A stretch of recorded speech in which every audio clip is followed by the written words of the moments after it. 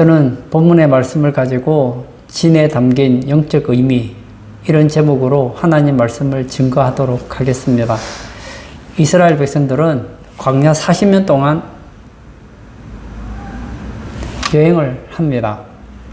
근데 밤이 되면 자야 될 거 아닙니까? 사막에서 집을 지을 수는 없잖아요. 그래서 밤에 잠자기 위해서 텐트를 쳤습니다. 원래는 걸어서 가면 한 2주일이면 충분히 갈 수 있는 거리지만 그 가나안 땅을 그들의 불신으로 말미암아 40년 동안 헤매게 되었습니다.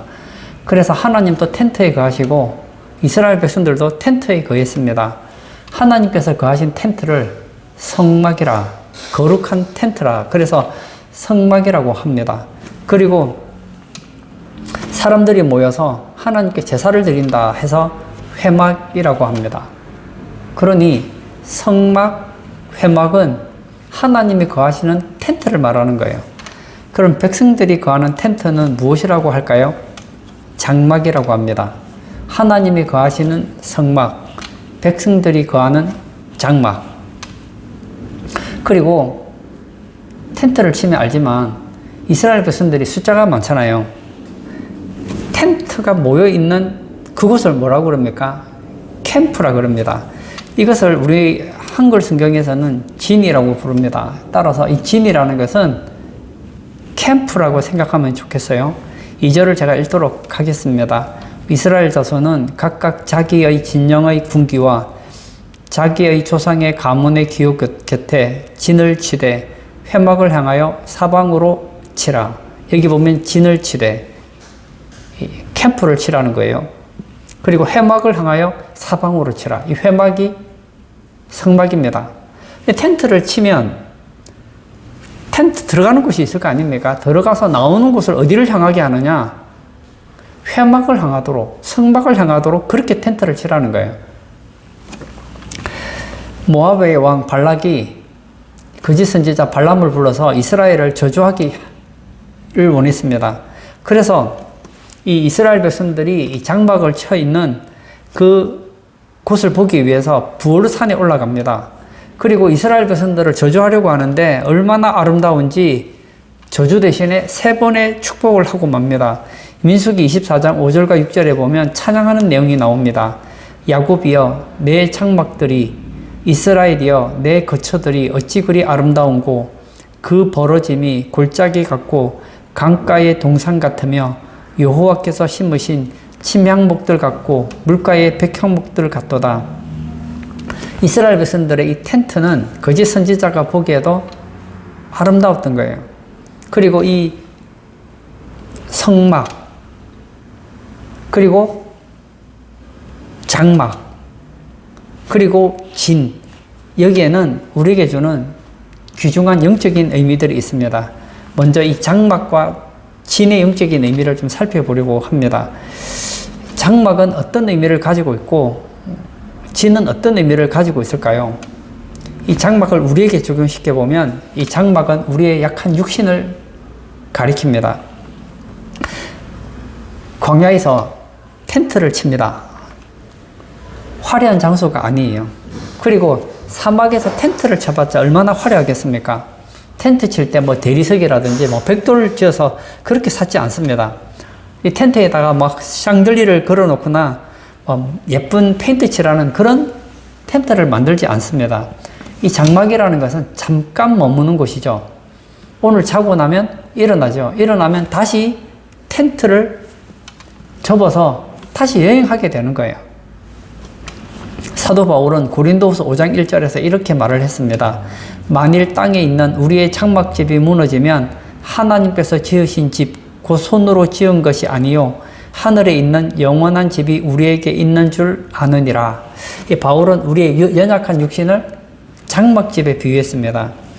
이 육신은 하나님의 무엇으로부터 만들어졌느냐? 흙입니다. 흙.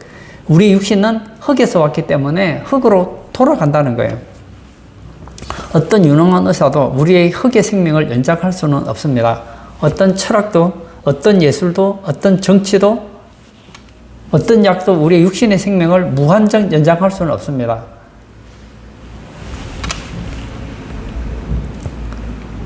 장막에서는 영원히 사는 사람은 없습니다.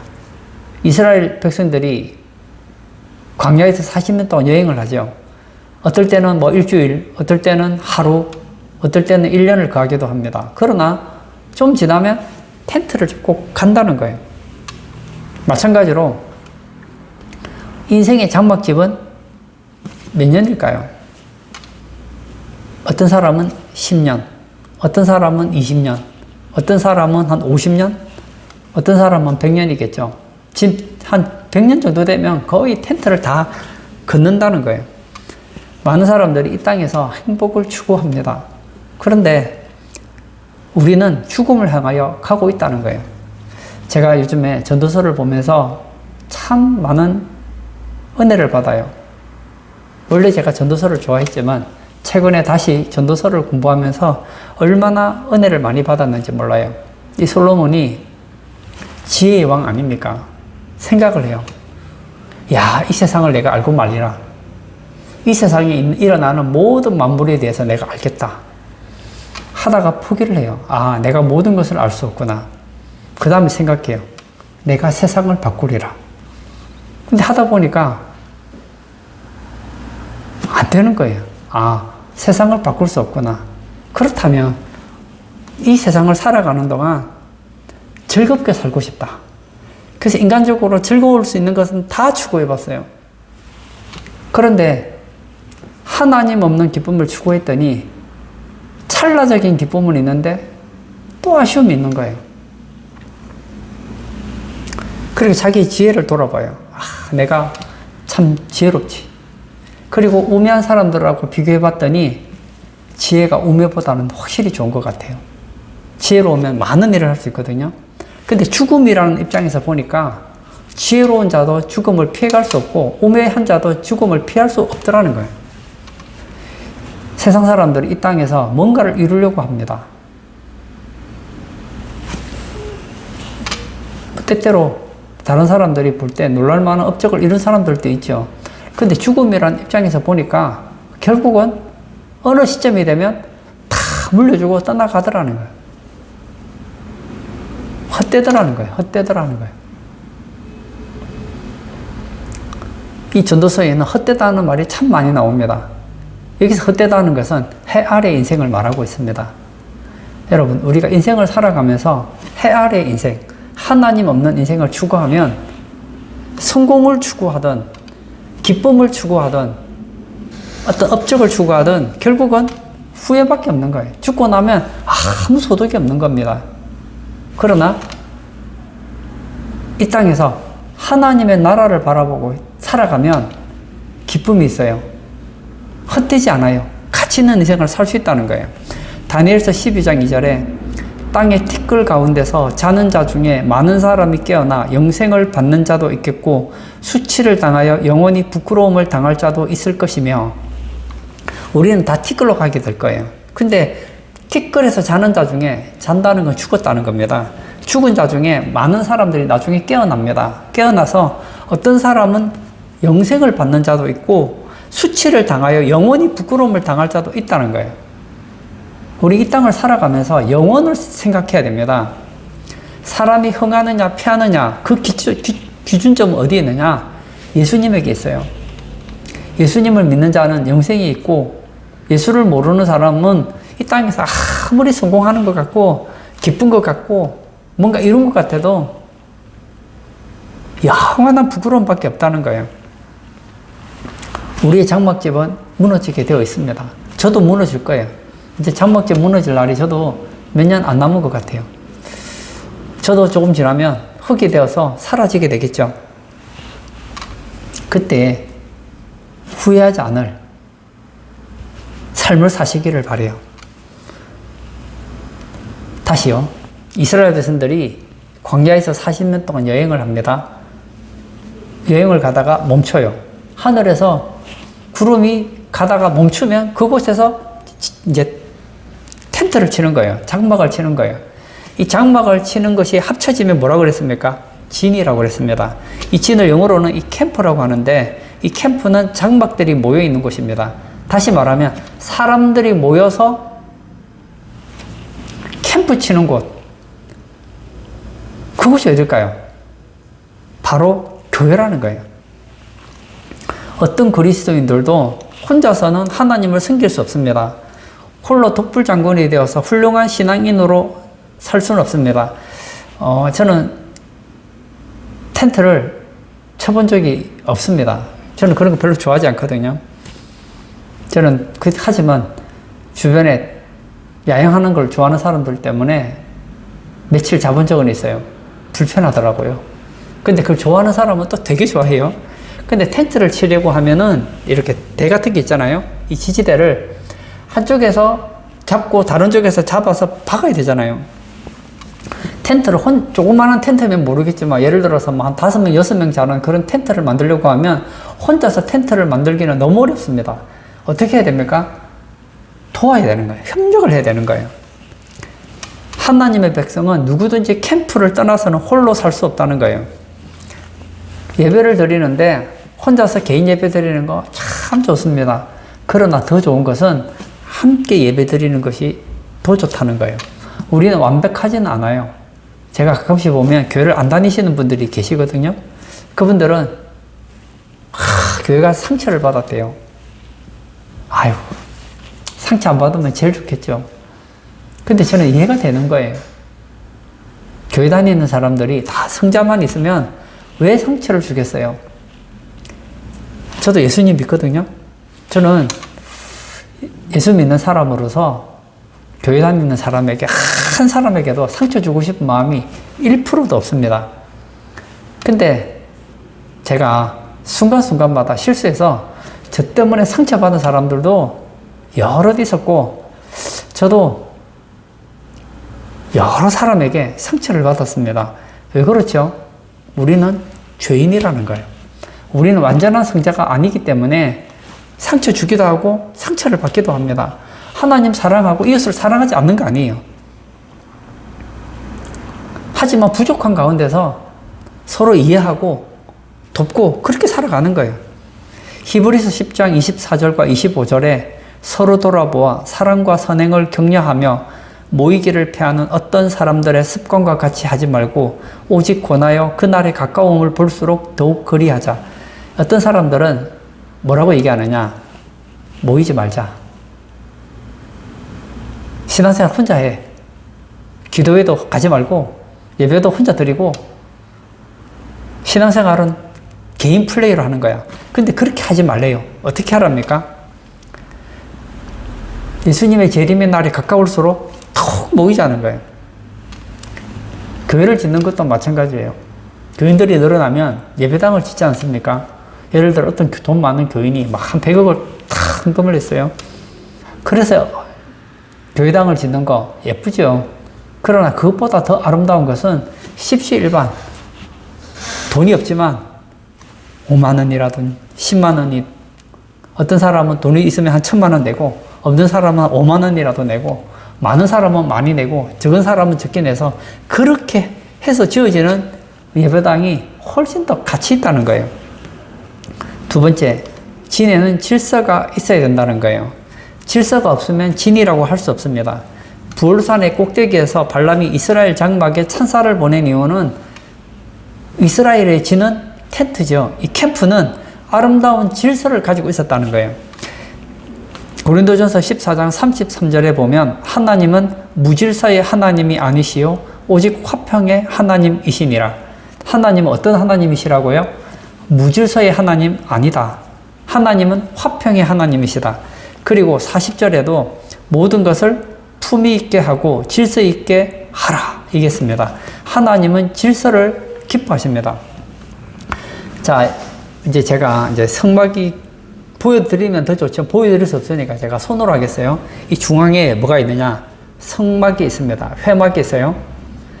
자, 여기가 동쪽이라고 한번 해볼게요. 그러면 이 동쪽에는 유다 지파의 깃발이 휘날립니다. 유다 지파가 세 개의 지파의 대표입니다. 유다, 이사갈, 스불론 지파가 있습니다. 그 다음에 남쪽에는 로벤 지파가 대표로 깃발을 가지고 있습니다. 이 로벤 지파에는 시므온, 로벤, 갓 이 세 지파가 진을 칩니다. 그 다음에 서쪽에는 에브라임 지파가 대표 깃발을 치고 있습니다.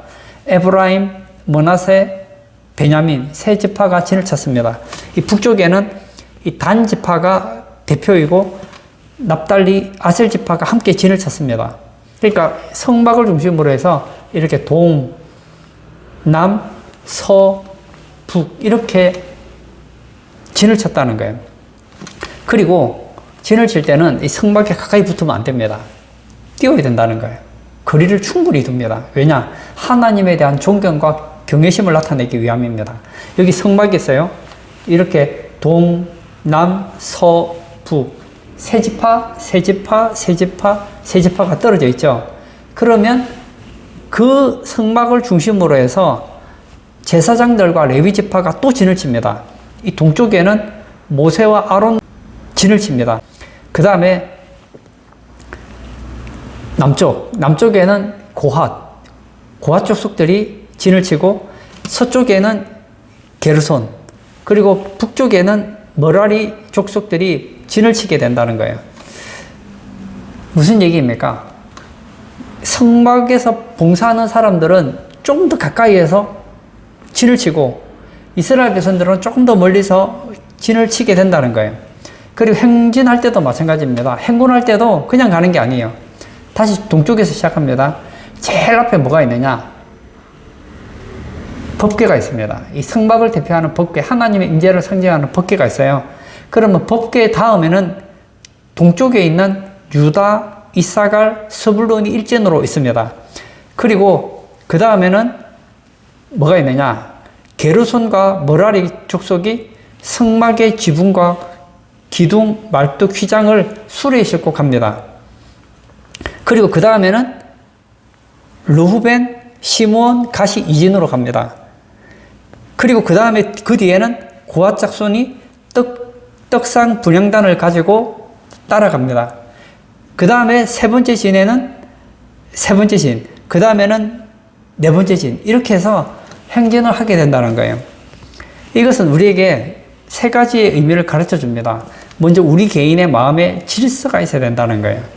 아침에 일어나면, 저도 그러고 싶진 않지만, 일어나면 머리도 좀 산발하고, 얼굴도 깨끗하지 않잖아요?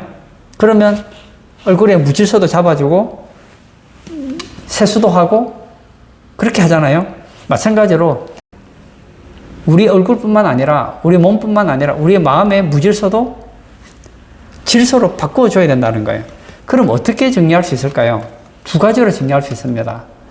내 중심에 나는 하나님을 사랑하는가, 이웃을 사랑하는가, 이것을 가지고 정리하면 돼요. 무슨 생각을 하든지 나는 하나님을 사랑하는 마음으로 살아가는가, 나는 이웃을 사랑하는가, 이것을 보면 나의 잘못된 것을 정리할 수 있다는 거예요. 두 번째는 교회에도 질서가 있어야 된다는 거예요. 하나님께서는 교회에 직분자를 세워주셨습니다. 목회자를 세워주셨죠. 이 목회자를 중심으로 해서 교회를 운영되는 거예요. 저는 지금까지 교회를 생활을 하면서 보면 어떤 분들은 목사의 권위를 인정을 안 하는 분들이 있어요. 이분은 질서를 파괴하는 자예요. 그렇게 하시면 안 돼요. 하나님께서 교회의 머리시고, 그리고 교회를 이끌어가기 위해서 교회의 수장으로서 목회자를 세워주셨어요. 그럼 그 권위 아래서 교회의 직분들이 나누어지는 거예요. 어떤 분들은 세상 직분은 굉장히 중요하게 생각하는데 교회 직분은 좀 하찮게 생각하는 분이 있어요. 근데 반대예요. 세상 직분은 죽으면 끝입니다. 그러나 교회에 사는 이 직분은 하나님께서 영구적으로 인정하기 때문에 가치가 있다는 거예요. 이스라엘 백성들 이 진이 있으면 그 안에 게르손 자손, 그 다음에 머라리 자손, 고핫 자손들이 성막에서 봉사하지 않습니까? 어떤 사람은 성막의 기구를 어깨에 매기도 하고, 어떤 사람은 수레에다 끌고 가기도 하고, 각각 다르다는 거예요. 이런 일을 할 때에 내가 무엇을 잘하는가 생각해 볼 필요가 있습니다. 어떤 분들은 운전을 굉장히 잘하는 분이 있어요. 그런 분들은 교회에서 주차 관리 이런 거 하면 얼마나 좋을까요? 또 어떤 분들은 입담이 좋으신 분들이 있어요.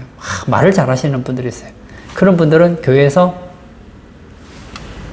가르치는 그런 은사를 가지고 사람들 섬기면 얼마나 좋을까요? 또 하나님께서 어떤 사람은 돈 잘 버는 또 은사를 주신 분들이 계세요. 그러면 그 돈을 가지고 교회를 위해서 교회 재정이 필요할 때 헌금으로 섬기는 거예요. 어떤 사람은 또 몸이 건강해요. 그러면 그 건강한 몸을 가지고 교회를 섬기고 각각 자기가 가진 재능을 가지고 섬기면 좋다는 거예요. 세 번째, 역사에도 질서가 필요하다는 거예요. 이스라엘 백성들이 40년 동안 광야에서 생활할 때 지도자가 바로 모세죠. 이 모세의 시대가 끝나고 나면 여호수아의 시대가 옵니다. 여호수아의 시대가 끝나면 사사 시대가 오고 사사 시대가 끝나고 나면 왕정 시대가 옵니다. 역사의 진행에는 순서가 있다는 거예요. 할아버지가 있고 난 다음에 아버지가 있고 아들이 있고 손자 순으로 나가잖아요. 아무리 모세가 뛰어나다 하더라도 모세는 광야에서는 탁월하지만 가나안 땅에 가서는 지도자를 하려고 하면 안 되는 거예요. 가나안 땅에 들어가면 지도자는 누구냐? 여호수아가 되어야 된다는 거예요. 이게 정말 힘듭니다.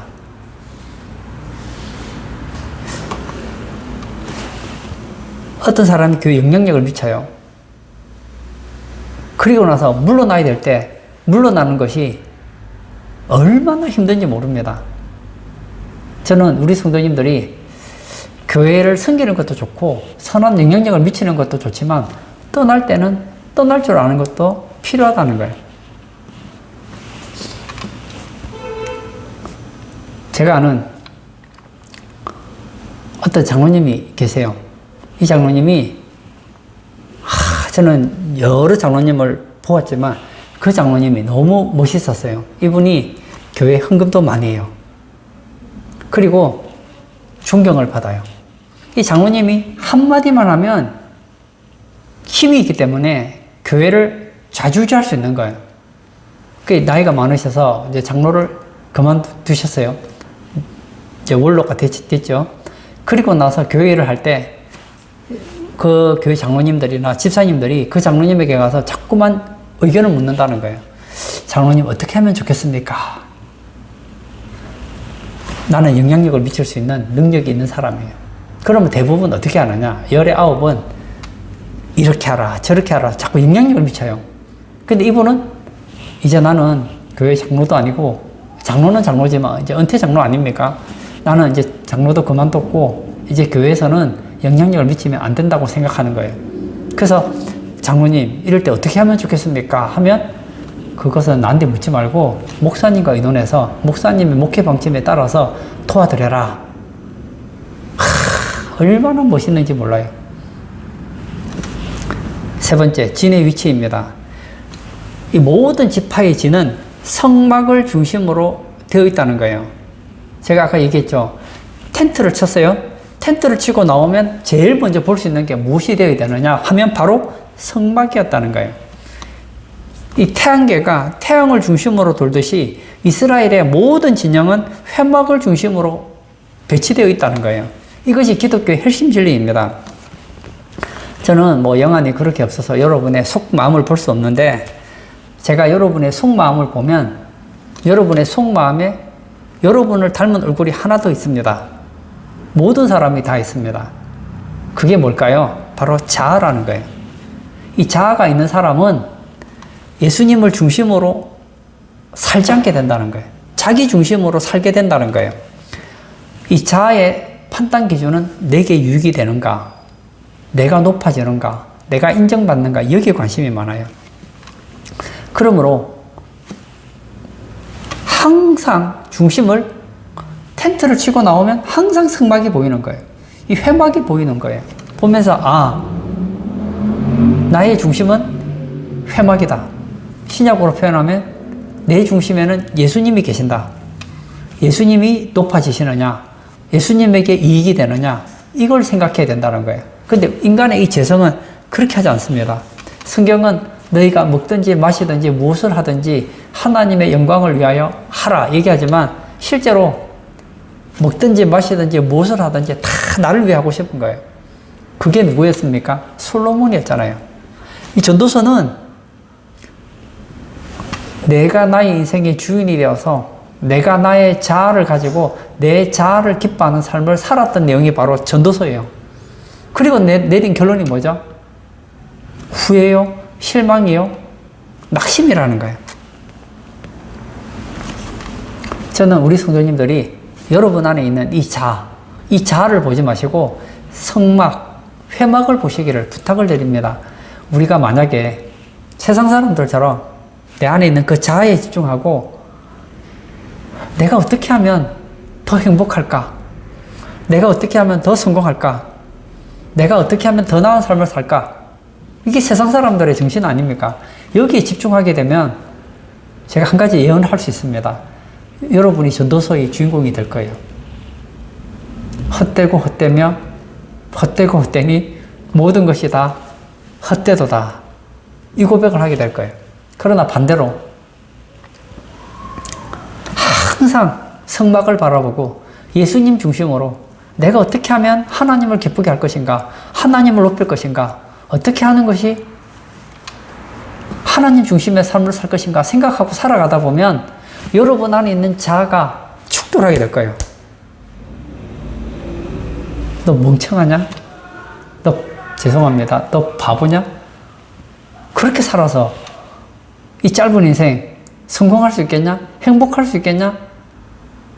그런데 그렇게 살았던 바보 같은 인생이 있었어요. 누군지 아시죠? 다윗입니다.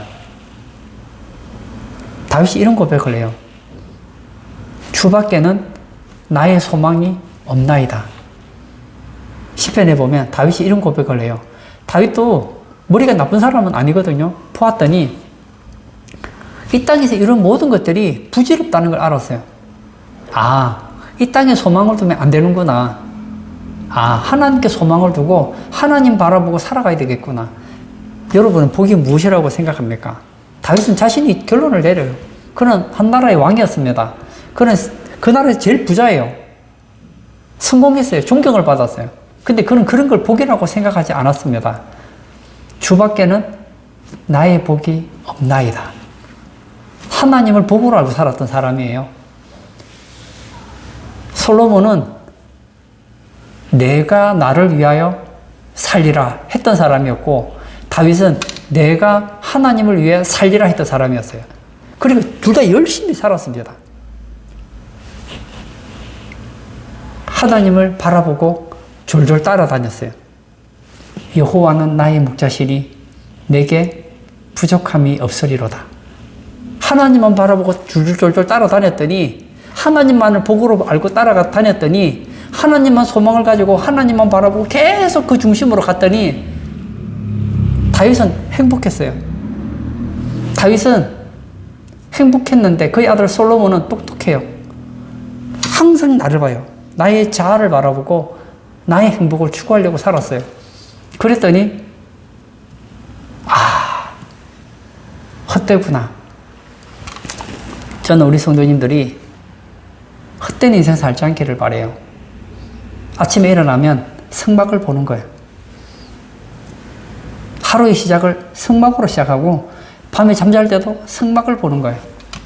그렇게 살면 우리는 진짜 행복한 인생을 살 수 있습니다. 마지막 네 번째 진의 기호에 대해서 생각해 보겠습니다. 2절을 제가 한번 또 읽겠습니다. 이스라엘 자손은 각각 자기의 진영의 군기와 자기의 조상의 가문의 기호 곁에 진을 치되 회막을 향하여 사방으로 치라. 이렇게 했습니다. 여기 보면 이 기호가 나옵니다. 이 기호가 이 배너, 다시 말하면 이 깃발이라고 볼 수 있겠죠. 이 각 지파마다 대표되는 깃발이 있습니다. 동쪽에는 유다 지파의 깃발이 휘날리고, 남쪽에는 로벤 지파의 깃발이 휘날리고, 서쪽에는 에브라임 지파의 깃발이 휘날리고, 북쪽에는 이 단 지파의 깃발이 휘날리고 있습니다. 이 전승에 따르면 유다 지파의 깃발은 사자머리예요. 그 다음에 로벤 지파의 깃발은 사람머리예요. 에브라임 지파의 깃발은 황소예요. 황소머리. 단 지파의 깃발은 독수리 모양이었습니다. 근데 이게 사복음서랑 또 너무 맞아요. 사자는 유대인의 왕으로 오신 예수님을 상징합니다. 마태복음이죠. 사람의 머리는 인자로 오신 예수님을 상징합니다. 누가복음이에요. 황소는 종으로 오실 예수님의 상징이요 마가복음을 묘사합니다. 이 독수리는 신성을 말하는데 요한복음을 가르쳐주고 있다는 거예요. 이 깃발의 의미는 무엇입니까? 깃발 아래에 있으면 안전함이 있고 보호가 있고 승리가 있다는 거예요. 출애굽기 17장 15절에 보면 모세가 아말렉과 전쟁을 해서 이기죠. 그리고 이름을 짓습니다. 여호와 니시. 좀 더 정확하게 말하면 여호와는 나의 배너다. 여호와는 나의 깃발이다. 이 뜻이거든요. 예수님을 나의 인생의 깃발로 모시고 살았더니 승리하게 되더라는 거예요. 결론을 짓고자 합니다. 예수님을 중심으로 살면 후회하지 않아요. 그러나 예수님에게서 멀리 떨어지면 떨어질수록, 성막에서 멀어지면 멀어질수록 불행해집니다. 예수님께서 제사장들에게 붙잡혀 갔을 때 베드로가 예수님을 멀찍이 따라갑니다. 그 결과 어떻게 되죠? 예수님을 3번 부인하게 됩니다. 예수님을 멀찍이 따라다녔던 가룟유다 자살하고 끝나고 말아요. 너무나 감사한 것은 베드로는 예수님을 멀리 떠났지만 다시 예수님과 가까워져요. 그래서 승리하잖아요. 우리는 항상 진을 중심으로 신앙생활을 해야 된다는 거예요. 이 진은 항상 성막을 중심으로 생활해야 된다는 겁니다. 다시요. 진이 있어요. 그 진의 중심에는 누가 있느냐?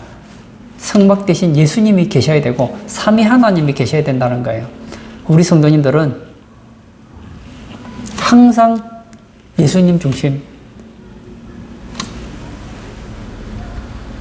교회 중심, 말씀 중심의 신앙생활함으로 정말 복된 인생, 승리하는 인생, 하나님의 보호 아래서 형통한 인생을 살아가시는 모든 성도님 되시길 축복합니다. 아멘. 우리 다 같이 기도하도록 하겠습니다. 세상 사람들은 예수님 관심 없습니다. 내가 어떻게 하면 성공할 것인가? 나의 모든 관심은 나의 자아에 집중되어 있습니다. 그렇게 살면 전도서의 주인공이 돼요. 헛되고 헛되며 헛되고 헛되니 모든 것이 헛되도다. 이 고백을 하게 됩니다. 죽을 때 반드시 후회해요. 죽고 나면 또 후회합니다.